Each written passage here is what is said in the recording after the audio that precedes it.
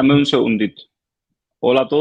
Hola a todos y muy buenas tardes. Bienvenidos a este espacio que tengo en las redes sociales con los abogados de Gallardo Law Firm. Hoy nos acompaña el abogado Myron Gallardo y además les tenemos uno de los muchachos que acaban de salir de los centros de detención en la frontera. Bienvenido a Tierras de Libertad, muchachón. Bienvenido. Eres Muchas gracias. muy afortunado de estar en este país, así que ahora aprovechar la oportunidad. Exactamente, esa es la idea, realmente, aprovechar ahora la nueva oportunidad, el nuevo futuro que tengo enfrente. Claro que sí. Abogado, bueno, es la primera vez que estamos juntos. Muchísimo gusto de poder compartir con usted. Cuéntenos cómo llegó este caso, cómo lo llevó usted también para ayudarlo a que pudiera salir de este centro de detención. Bueno, muchas gracias, Mario, por la invitación. Bueno, en este caso llegó la mamá y el papá de Andy, estuvieron en la firma. Andy estaba todavía en los centros de detenciones de Texas, ya había hecho el miedo creíble, había habido una apelación, que hubo varias irregularidades por parte del juez y todo el proceso de la apelación de ese miedo creíble que fue denegada. Yandy en Texas había un abogado que estaba asignado a este caso por la parte de Texas y había solicitado una entrevista nueva de miedo creíble ante USCIS, que es como se hace, que son los oficiales que hacen las entrevistas de asilo. Son solamente USCIS, ningún oficial de ICE o CBP hace miedo creíble. Esa petición fue denegada, entonces después salió lo del 28 de noviembre, que ICE había puesto el nombre e información de más de 6,000 personas en la página de ICE por más de 5 horas, entre los que se encontraba el nombre de Andy y de otros muchachos más que estaban junto con Andy en Texas y también en otros centros de detención de Texas. A ellos los transfieren para acá, para Miami. Cuando lo transfieren para Miami, la mamá de Andy y el papá estuvieron en la firma para que los representáramos. Nosotros estuvimos allá. Bueno, vimos a Andy, sometimos nuestra representación ante los oficiales de ICE y del centro de detención. Por parte de los oficiales de ahí fue bastante difícil contactar con ellos, mandamos muchísimos emails, intentamos llamarlos muchas veces hasta que, bueno, al final logramos hablar con ellos para ver cuál era la solución que ellos tenían. De acuerdo a todos los oficiales de ICE, bueno, el supervisor del oficial de deportación de ICE, que fue que finalmente pudimos contactar, ellos no tenían jurisdicción. La jurisdicción estaba en los oficiales de Texas, supuestamente, de acuerdo al supervisor. Lo que nos dijeron fue que ellos incluso no iban a ser soltados en parol, iban a ser soltados con una orden final de deportación. Wow. Nosotros Pero hablamos. fue completamente diferente. Fue completamente diferente y fue algo bien, como un poco raro, pudiéramos decir, porque ese mismo día que nosotros hablamos con él, llamaron a la familia de Andy que al otro día, a las 12 días, fueran que los iban a liberar.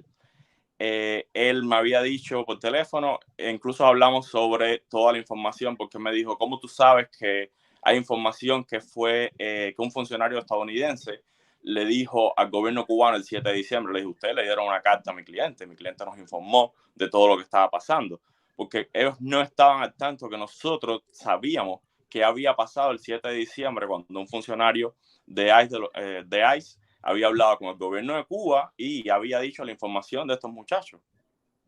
Porque Increíble, increíble. ellos estaban basando todo que esta información del 28 de noviembre estuvo muy poco tiempo en el website de ICE y que no hubo tiempo para que el gobierno de Cuba obtuviera esta información. Pero a este funcionario el día 7 de diciembre hablar con los funcionarios cubanos menciona el nombre de los muchachos y el gobierno cubano, si ahí sí tuvo acceso, si tenía acceso a alguien que hubiese descargado toda esta información del website de ICE. Con una herramienta muy sencilla, uno puede buscar las cosas que se publicaron aunque después se hayan borrado. Andy, cuéntame cómo fue la experiencia esa en el centro de detención. Me imagino que fue terrible por los comentarios que he escuchado de otros cubanos que han pasado por esto. Sí, a ver, primero que todo, al primer centro al que arribé fue en Eagle Pass.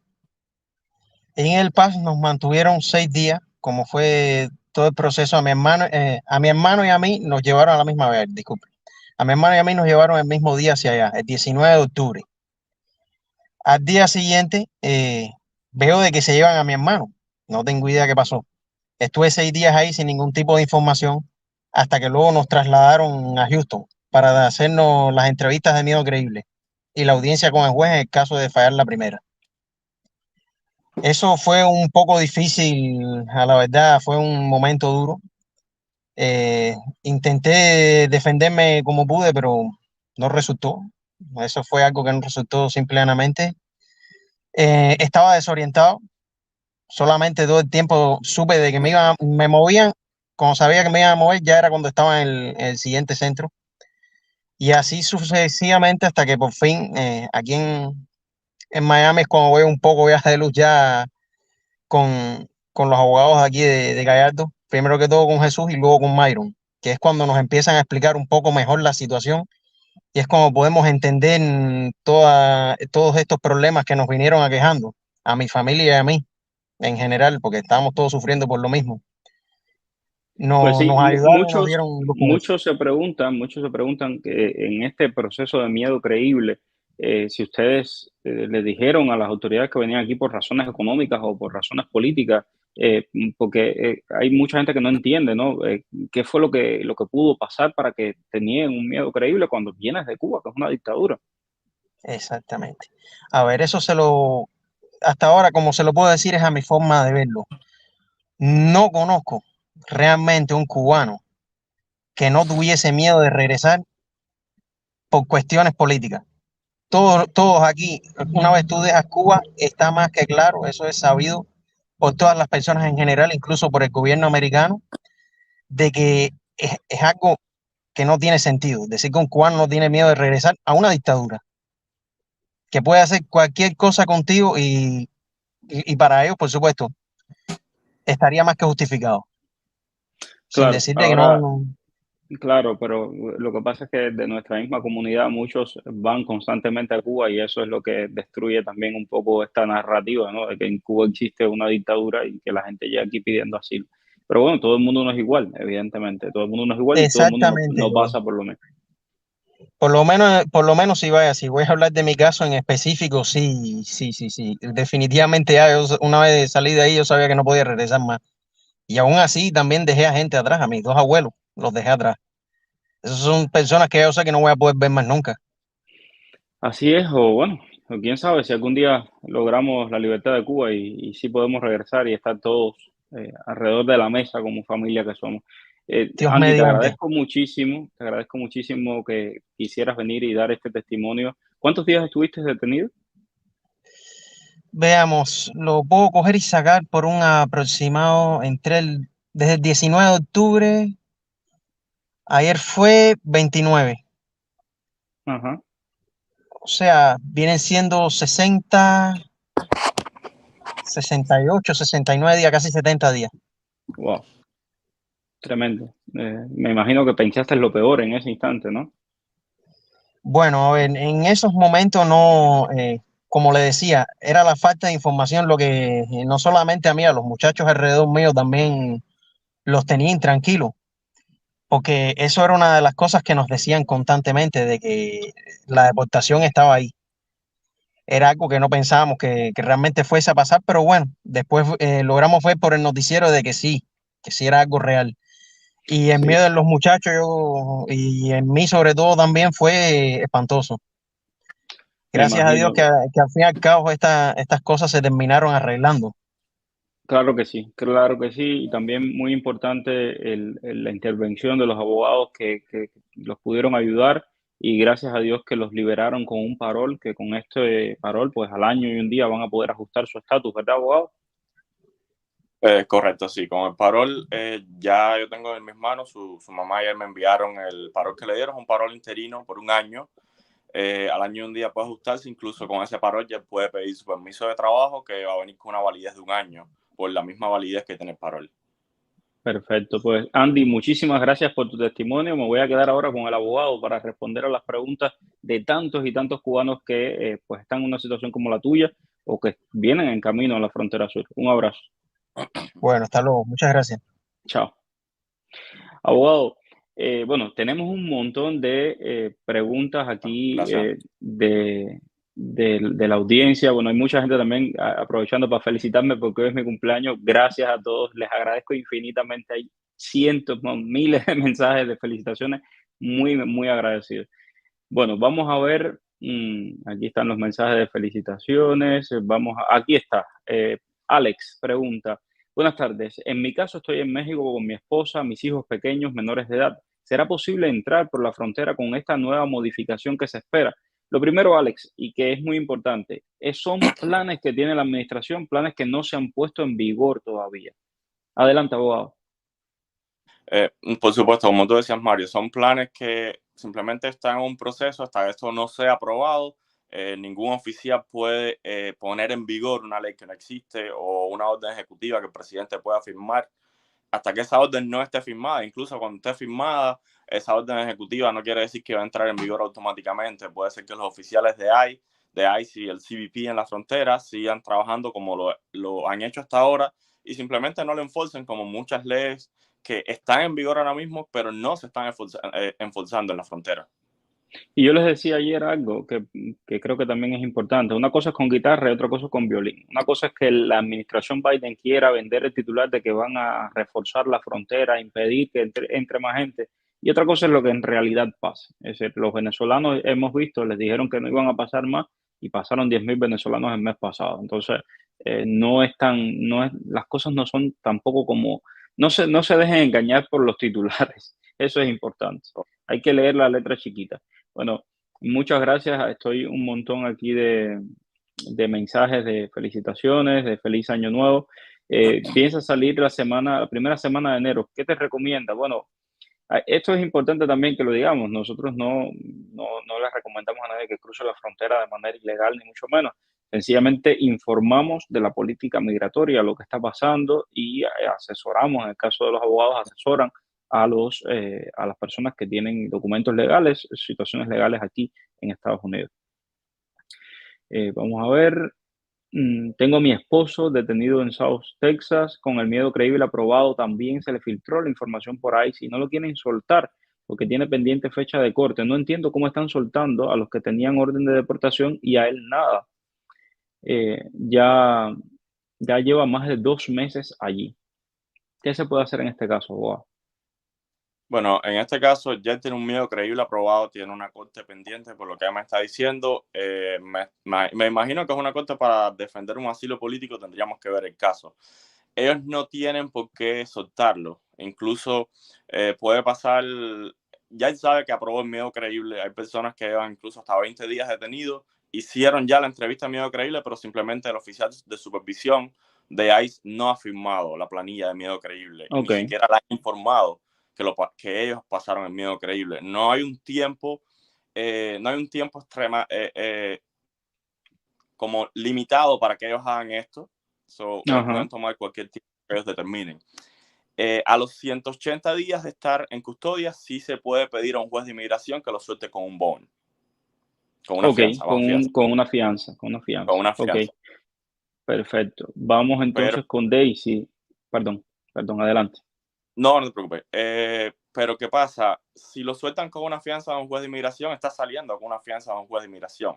No va a estar saliendo ni con un parol, ni con una I-220A, ni con una fianza de ICE. La fianza de ICE es un tipo de fianza, la fianza de un juez de inmigración es otro tipo de fianza. Son completamente diferentes.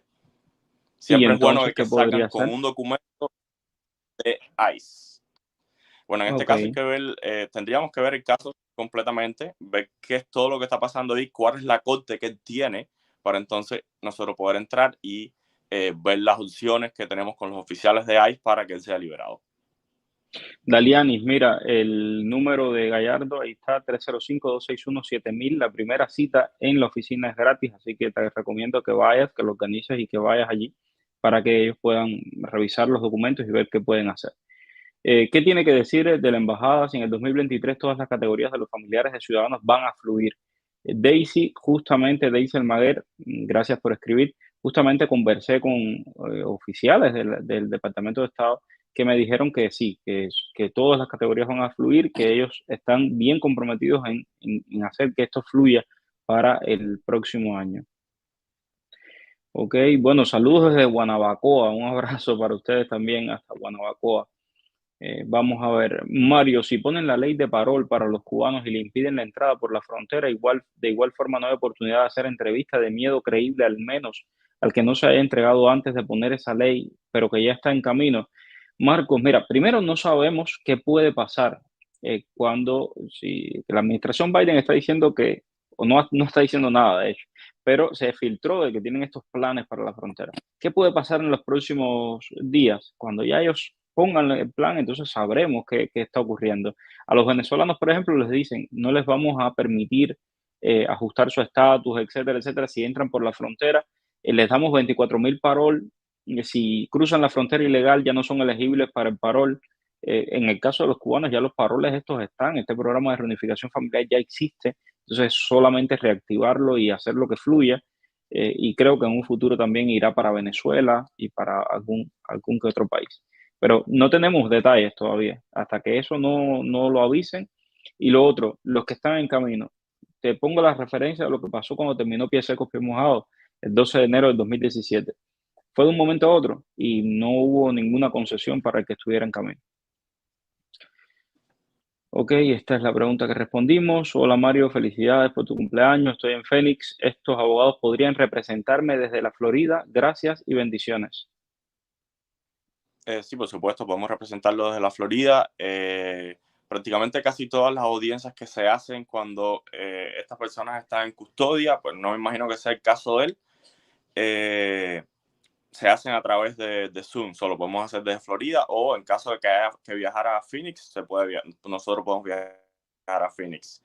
Inmigración es algo que es federal, los abogados pueden practicar las leyes de inmigración en todos los Estados Unidos. Marlene, hola, saludos desde Cuba. Pentón, solo una aclaración. Llevo días preguntándote. Quiero llegar a la frontera con un hijo de 15 años. Tiene displasia de cadera y una columna. Vive a diario con dolores y un calzo en el zapato izquierdo de 3,5 centímetros. Solo mi respuesta. Yo puedo pedir atención a la Cruz Roja Internacional en la frontera. Eh, bueno, no pudo hacerse la operación en Cuba. Ella quiere saber si le puede pedir ayuda a la Cruz Roja Internacional. Marlene. Bueno, en la frontera ellos tienen, incluso en la parte mexicana como en la parte de los Estados Unidos, tienen habilitados hospitales de campaña, tienen habilitados servicios médicos de primeras atenciones para todas las personas, y por supuesto que sí. Nada más que entra a los Estados Unidos, automáticamente los médicos acá se van a encargar, y si hay que trasladarlo a un hospital, ellos lo van a trasladar a un hospital. Ok. Dice Charito que ni porque es el cumpleaños dejo de trabajar. Charito, es que cuando uno descubre lo que le apasiona, y a mí lo que me apasiona es ser periodista y compartir las historias y ayudar a la gente con estas historias, pues no lo tomas como algo malo. Es decir, yo disfruto mi trabajo muchísimo, tanto que me paso la vida entera trabajando. Lo mismo con lo mismo, no hay soluciones contundentes. Los cubanos que entran con parol a los 2 meses y se hacen residentes pueden aplicar la ciudadanía normalmente a los 5 años de haber entrado a Estados Unidos. Sí, ¿verdad? Sí, sí, Y te por hace supuesto, residente permanente, sí. y es retroactivo desde el día que entró.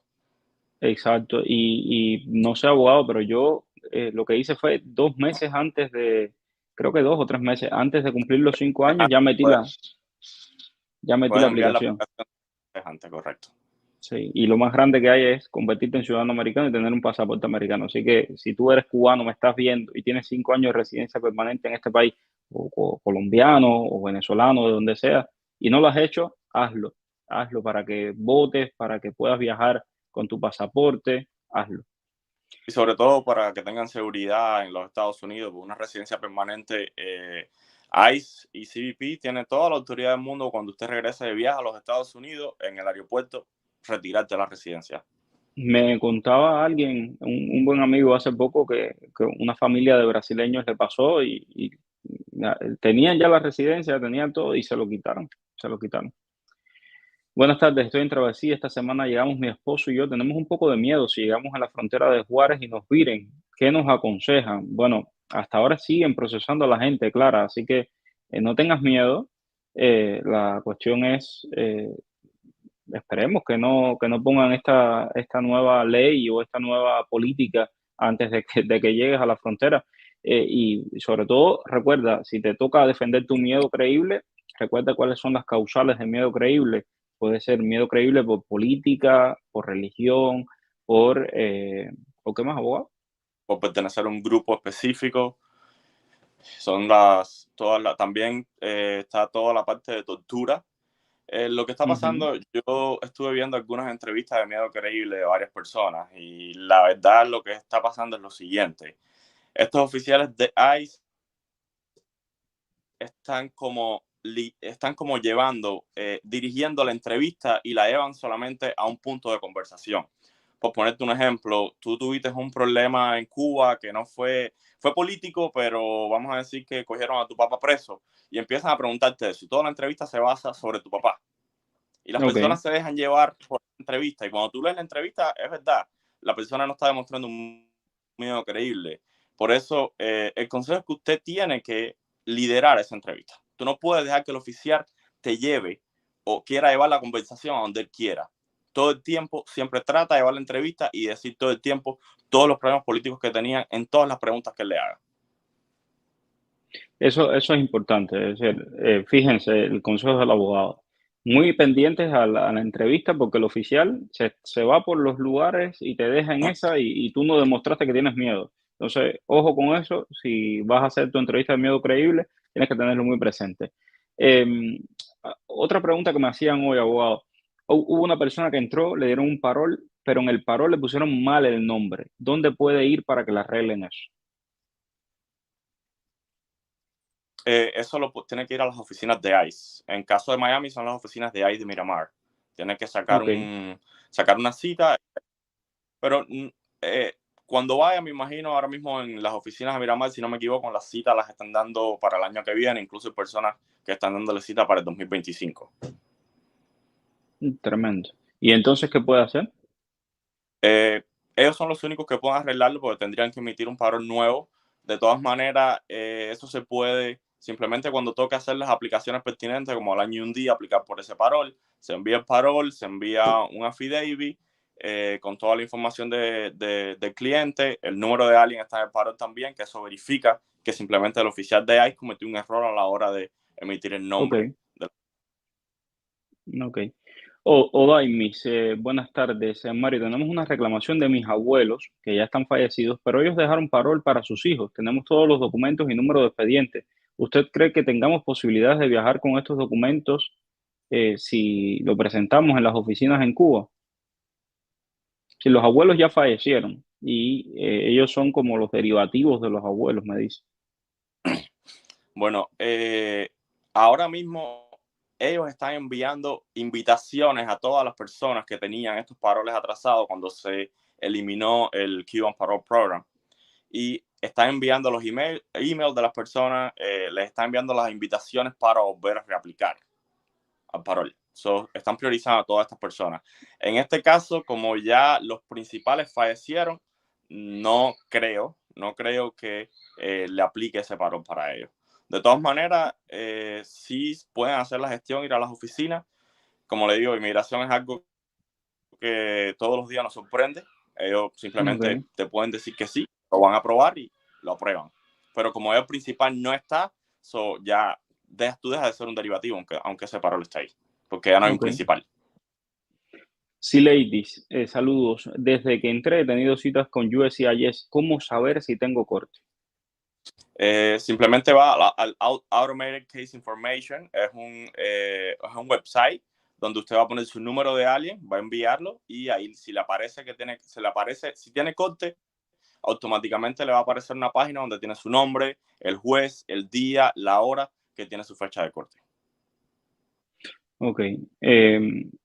Bueno, aquí hay varios comentarios de que si regresan a Cuba o no regresan a Cuba. Muchos abrazos por el cumpleaños. Adalis, Hola Mario, me gustaría hacerte una pregunta. Mi esposo entró con un I-220A segunda casilla sin fecha de corte, pero ahora se encuentra estudiando y me gustaría saber si esto lo consideran como carga pública. La dichosa carga pública. Hicimos un video sobre la carga pública. Señores, búsquenlo. Está en el canal de YouTube. Entren ahí, Mario J. Pentón, búsquenlo. El tema de la carga pública.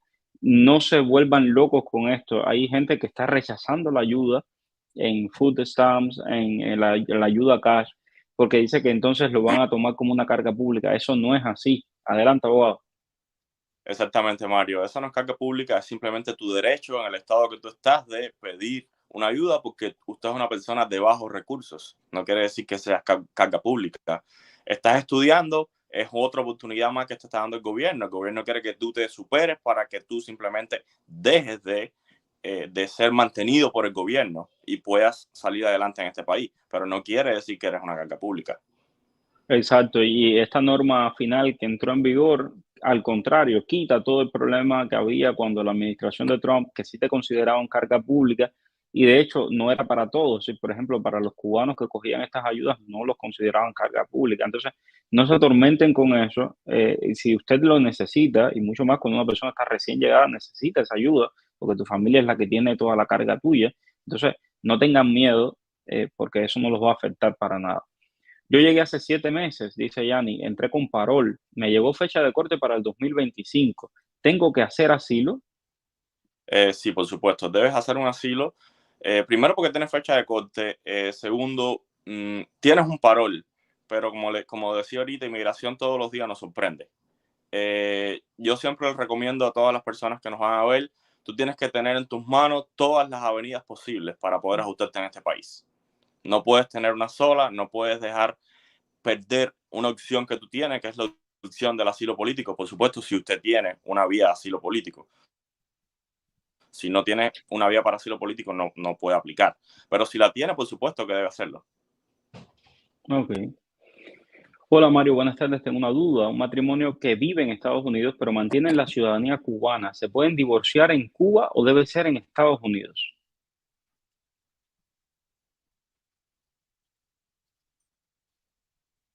¿Estas personas se casaron en Cuba o se casaron en los Estados Unidos?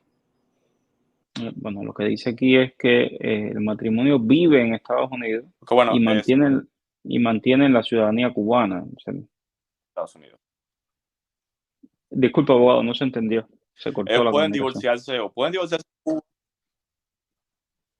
Ellos, ellos pueden divorciarse en Cuba sin ningún tipo de problema. Llevan su certificación de divorcio a los Estados Unidos y para los hechos de las leyes de los Estados Unidos van a estar divorciados. Pueden divorciarse en los Estados Unidos también. Van a un abogado, el abogado hace todo el proceso y se emite una orden de divorcio, simplemente siempre y cuando ellos estén de acuerdo en divorciarse.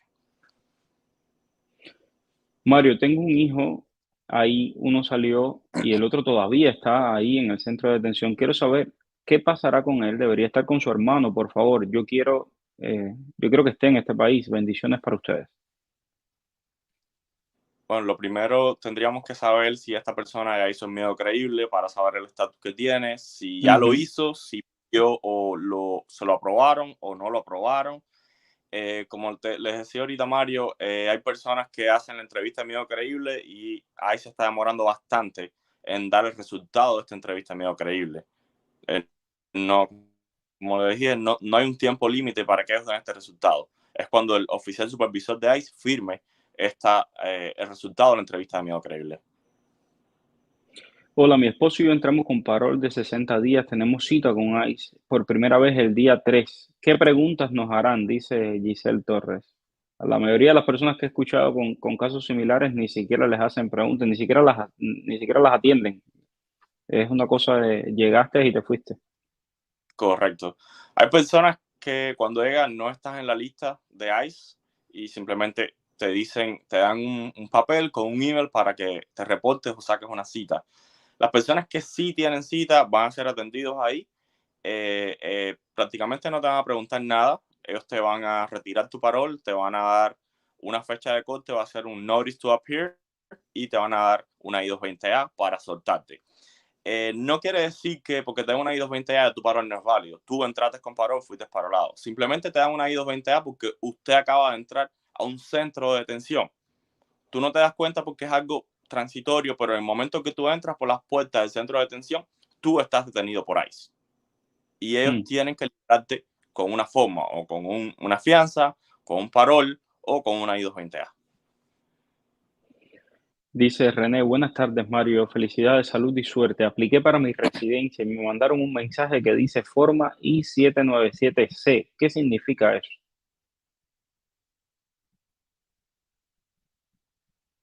Bueno, parece que aquí perdimos al abogado. A ver si regresa. ¿Me escucha, abogado? Sí, te escucho. Ajá, eso Ok. es una notificación. Debe ser o un recibo de asilo, o un recibo de una aplicación, o debe ser tal vez la notificación para hacerse las huellas. Puede ser cualquiera de este tipo de notificación, pero simplemente es una notificación de una aplicación que debe tener pendiente en USCIS. Y la última pregunta. Hola Mario, ¿los ciudadanos españoles todavía no pueden entrar por el ESTA? No, Janet, todavía. Recuerda que Cuba todavía está en la lista de países patrocinadores del terrorismo. Me dicen mis fuentes de que esto pudiera cambiar en febrero, hay que estar muy pendientes. Y ya a partir de entonces sí podrían volver a usar el ESTA. Le agradezco muchísimo, abogado. Ha sido un placer, primera vez juntos. Gracias, Mario. Bueno, y muchas felicidades.